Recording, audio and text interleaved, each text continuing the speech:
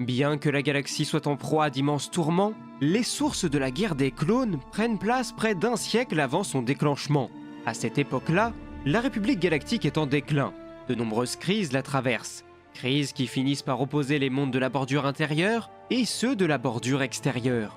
Lorsque la République avait adopté sa nouvelle forme, il y a plusieurs siècles de cela, celle-ci sortait de centaines d'années de guerre et avait procédé à une immense stratégie de démilitarisation. Cependant, cette époque de paix était désormais révolue, et bien que les mondes intérieurs étaient préservés, les planètes éloignées étaient quant à elles nombreuses à devoir subir le joug de pirates ou d'esclavagistes.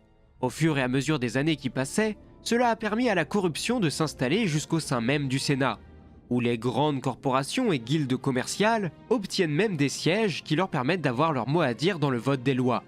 Les sénateurs des différents secteurs, quant à eux, sont noyés sous tout un tas de pots de vin qui décrédibilisent peu à peu leurs fonctions et leur soi-disant indépendance et représentativité des peuples qui les ont élus. Toutefois, il convient de préciser que dans l'ombre, les agissements des divers seigneurs noirs des Sith ont une influence non négligeable sur ce lent déclin du prestige de la République. Logiquement, et la menace se faisant de plus en plus ressentir, une faction militariste finit par faire son apparition dans le Sénat.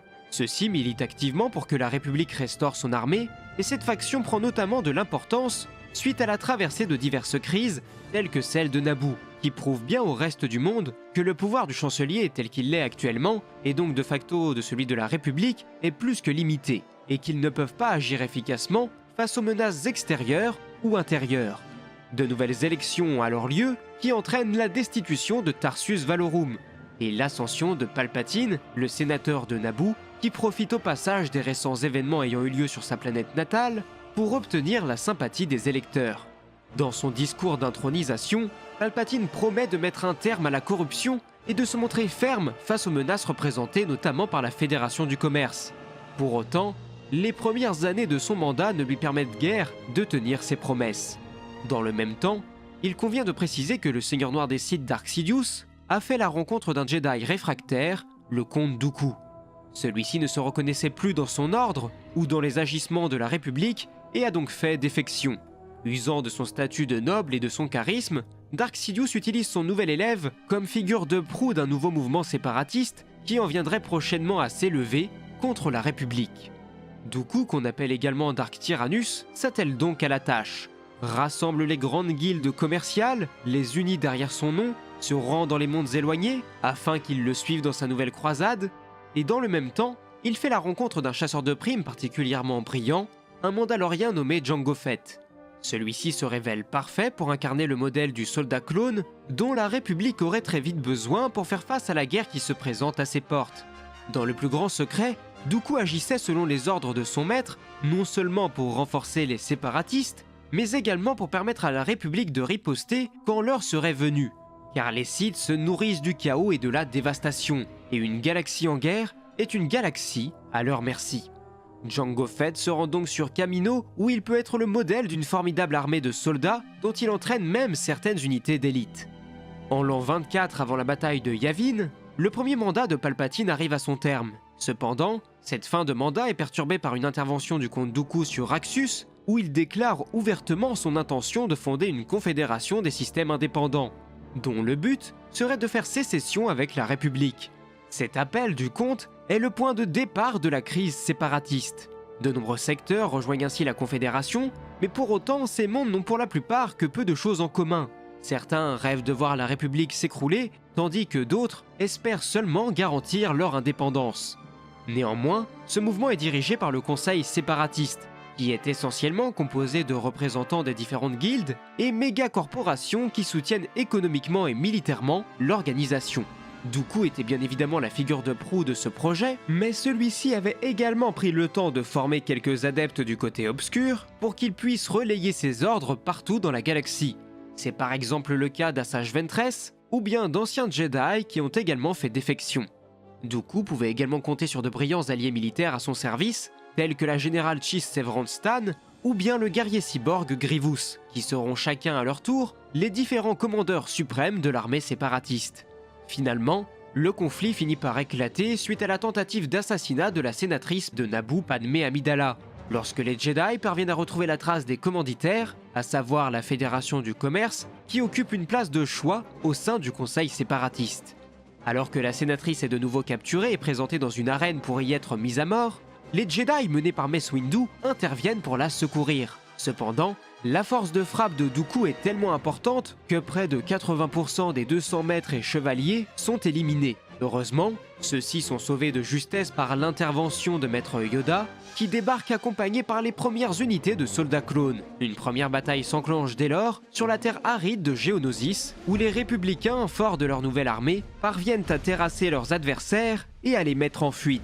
De nouveaux pouvoirs sont également offerts au chancelier suprême Palpatine, étant donné l'urgence de la situation. Et la galaxie bascule alors définitivement dans ce que l'on appelle aujourd'hui la guerre des clones. La guerre désormais officiellement enclenchée, Coruscant accueille chaleureusement les membres de sa nouvelle armée. Les Kaminoans mènent dans un premier temps près de 200 000 unités de clones à leur disposition, et près d'1 million d'autres le seront très prochainement. Le nombre de soldats composant l'armée de la République n'a jamais vraiment pu être quantifié, d'autant plus que d'autres générations de clones seront incorporées au fur et à mesure, et ce c'est sans compter sur les autres unités de militaires volontaires qui se chargent de la défense des territoires républicains en soutien de l'armée de clones. Pour coordonner leurs actions, le chancelier met en place des armées de secteurs, celles-ci sont au nombre de 20, et chacune se voit confier un théâtre d'opération plus ou moins important. Chacune de ces armées était composée au bas mot d'au moins 150 000 troupes, toutes menées par des officiers expérimentés ainsi que par des généraux Jedi, qui acceptent sans trop de désaccord leur nouveau rôle à jouer, ce qui n'empêche malgré tout pas quelques dissidents de s'éloigner de l'ordre et de la capitale, ceux-ci refusant de prendre part à un tel conflit. La première vraie bataille du conflit intervient seulement 1 mois après la victoire républicaine sur Geonosis. Celle-ci prend place sur Tatooine, où la générale Chiss Tan apprend que les républicains sont sur le point de développer une nouvelle arme. Ce n'est finalement que sur Ereden Prime qu'elle parviendra à en récupérer plusieurs modèles. Elle en profite alors pour lancer une offensive sur la colonie Wookiee d'Ataris Prime, avant de lancer un nouvel assaut sur Sarapine, où elle remporte une éclatante victoire, avant d'être défaite suite à une contre-attaque menée par le Jedi Echu Chen-Jon. Dans le même temps, le comte Dooku entend parler d'une ancienne arme Sith, le Dark Reaper, une machine capable d'aspirer la vie, et ce sur des kilomètres. Il espère ainsi mettre la main dessus et envoie une première flotte sécuriser la crypte d'un ancien Jedi, Ulic Qel-Droma, sur Renvar. Fort logiquement, le conseil Jedi se doit de riposter, et envoie également une flotte à son tour. Malheureusement, le comte parvient à s'emparer de l'arme et la met en pratique pour la première fois sur Alaris Prime, où Anakin Skywalker réchappe de peu à l'onde de choc. Le leader de la Confédération en profite pour poursuivre son œuvre sur des mondes tels que Mon Calamari, Bakura ou bien encore Agamar, tandis que la République riposte en attaquant Toul, où Anakin Skywalker s'illustre tout particulièrement, ce qui permet à la République de remporter une importante victoire, bien que le Dark Reaper ait malgré tout causé énormément de dégâts. Sans compter que la Confédération a également mis la main sur des mondes primordiaux tels que Bespin, qui leur permet par exemple de s'accaparer des raffineries de gaz Tibana. Dans le même temps, Ossus, un monde ancestral des Jedi, tombe également entre les mains des séparatistes. Quelques semaines plus tard, c'est au tour du maître Jedi Quinlan Vos de s'illustrer. Cela fait des années qu'il s'est éloigné du noyau, et pour cause, celui-ci joue le rôle d'espion pour le conseil Jedi, ce qui lui permet notamment de découvrir que les séparatistes ont pour objectif de s'attaquer à Kamino et à ses laboratoires de clonage.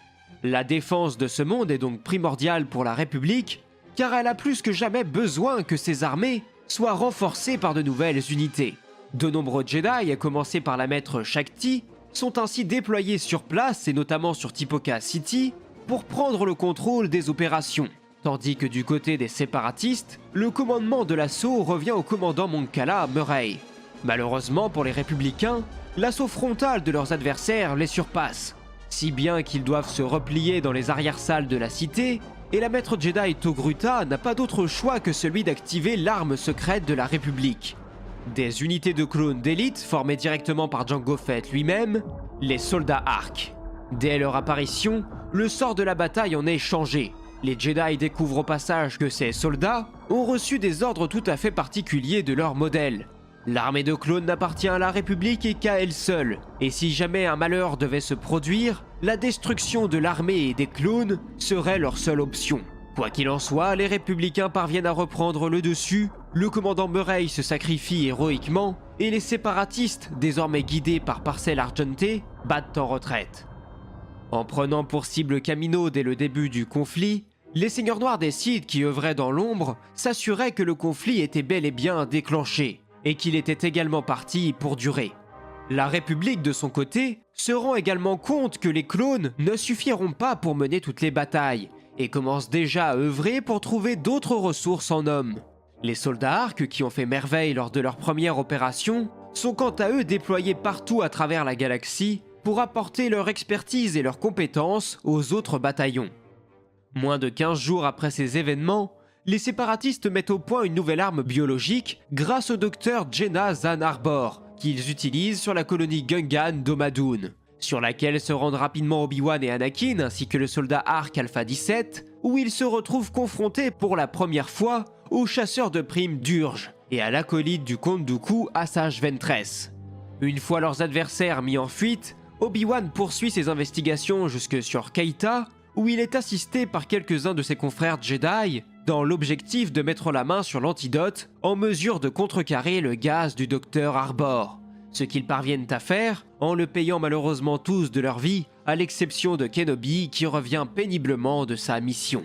Dans le même temps, l'escouade de commando clone Omega découvre sur Kilura qu'une autre scientifique séparatiste est sur le point de mettre en place un virus qui toucherait exclusivement le génome des soldats clones. Mais heureusement, ils parviennent eux aussi à réduire à néant l'ensemble de ces recherches. Au même moment, le maître Jedi Mace Windu se rend sur Roule, où il rencontre quelques Jedi qui ont fait le choix de ne pas s'impliquer dans la guerre, en rejoignant notamment le maître Sora Bulk. Cependant, celui-ci se révélera être de mèche avec les séparatistes, puisqu'il a passé un accord avec le comte Dooku. Quelques semaines plus tard, la République se décide à prendre d'assaut la forteresse de San Hill, le président du clan bancaire. De nombreuses canonnières et unités d'infanterie s'élancent alors sur la ville, tandis qu'une petite escouade de soldats d'élite contourne les défenses séparatistes pour permettre l'avancée du gros des troupes. Et tandis que le maître Kenobi dirige les forces au sol en s'opposant à Durge, Anakin de son côté se charge de contrôler l'espace aérien, en faisant notamment face à Asajj Ventress. Et tandis que l'assaut terrestre résulte en une importante victoire de la République, la lutte des cieux se poursuit jusque sur Yavin 4, où Anakin défie son adversaire dans un intense et épique duel au sabre laser, où le Jedi parvient, en usant de ses émotions, à renverser son adversaire, bien que celle-ci parvienne malgré tout à prendre la fuite. Du côté de Dantooine, Mace Windu se charge de tenir tête aux séparatistes, tandis que ses confrères et consoeurs s'assurent que leurs ennemis ne s'emparent pas du monde sacré d'Ilum. Kit Fisto et ses hommes sont de leur côté déployés sur Mon Cala pour venir en aide à leurs alliés qui doivent subir la trahison des Quarren, les nouveaux alliés des séparatistes. Au même instant, une autre grande bataille se joue sur Aipori, où les Jedi survivants se retrouvent pris au piège par une immense armée droïde menée par un étrange guerrier cyborg qui révèle son visage à ses adversaires et à la face du monde pour la première fois.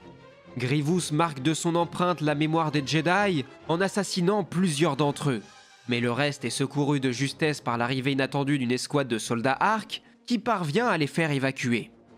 La République est désormais au fait que la Confédération peut compter sur l'appui d'un terrible et puissant allié. Après la défaite d'Aipori, les Jedi Plo Koon, Agen Kolar, Sean Connery et Shakti sont envoyés sur Brental 4, où le seigneur Shogartok s'est emparé du trône après avoir poussé son peuple à la révolte pour rejoindre la Confédération. Le Jedi Chon était d'abord à la manœuvre lors des premières opérations et recommandait à ses troupes de battre en retraite. Mais dans l'instant suivant cette déclaration, la canonnière dans laquelle il se trouvait fut prise pour cible. La maître Togruta était désormais celle qui donnait les ordres, et elle était persuadée que la République pouvait remporter une victoire. Celle-ci s'introduit alors dans la forteresse ennemie et y découvre quelques prisonniers qui acceptent de lui venir en aide, ainsi que Quinlan Vos qui avait préalablement été capturé. Finalement, la petite équipe s'empare de la forteresse et par conséquent de la planète, mais ce au prix de nombreuses pertes.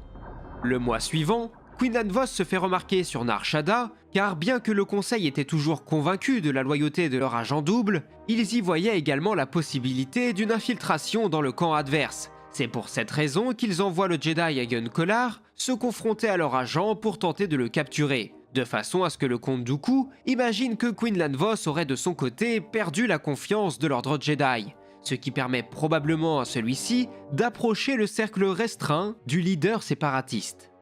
Malgré leur efficacité au combat, le faible nombre de soldats clones à disposition de la République ne leur permet pas de gagner la guerre à eux seuls.